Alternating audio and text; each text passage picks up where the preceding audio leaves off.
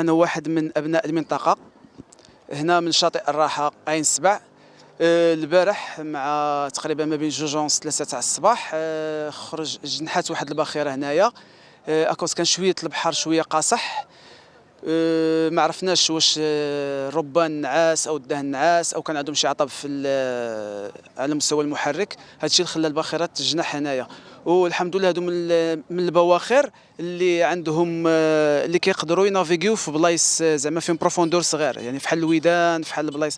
هذا اللي خلاها انها تخرج سالمه الحمد لله هنايا. الطاقم كامل خرج الحمد لله بخير وعلى خير. ما عرفتش واش كان شي تجاوزات على مستوى الامن وداك الشيء، ما زعما ما عنديش على شي اخبار.